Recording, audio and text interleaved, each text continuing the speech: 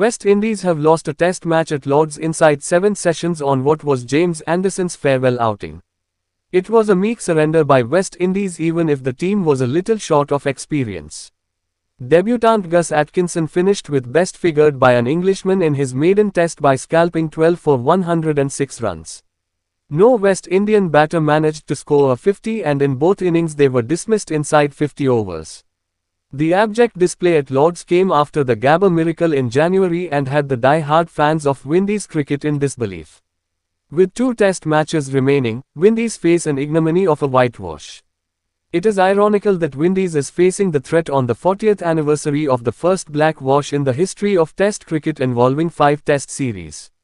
The magnificent team led by Clive Lloyd steamrolled over England to begin a decade of dominance in world cricket.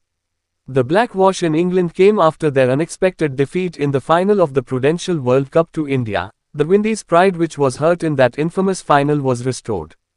Prior to the Test series, Viv Richards played the greatest one-day knock, a magnificent unbeaten 189 in the first one-day at Old Trafford. West Indies won the Texaco Trophy One-Day Series 2-0 to warm up for the Test series. The Test series began ominously for England with opener Andy Lloyd hit on the head by a Marshall's bouncer. The psychological scar of Andy's injury was much more than the physical one as Windies' battery of fast bowlers sighed through the English batting lineup. Joel Garner came back refreshed from the winter break and made the ball talk. He took 29 wickets in the series. Malcolm Marshall was skiddy and swung the ball both ways, offering no respite to the batters. The injured Marshall blew away England in the third test with a fabulous bowling effort of 7 for 52. Marshall finished the series with 24 scalps. Holding was hostile in spells while Eldin baptized at the role of fourth bowler with a panache. Harper's spin was seldom used but it came handy in the final test.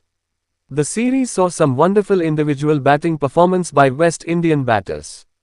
Gordon Greenidge's unbeaten 214 at Lord's off 242 balls made mockery of the fourth innings target of 342 which was overhauled in just 66 overs. Gomez stroked an unbeaten 143 in the first test and was the glue that held the batting lineup. Viv Richards scored a superb century in the first test. But more than the runs, his swaggering presence was a sight that disturbed the opposition. Lloyd had a quiet series with the bat but marshalled his resources superbly. However, the Windies' tail wagged when the top order failed. For England, failure was collective. Skipper David Gower's form deserted him. Alan Lamb scored 3 centuries while Ian Botham struck form with both bat and the ball. But these flashes of individual brilliance wasn't enough to beat Windies, who at that period had set the benchmark for excellence in world cricket.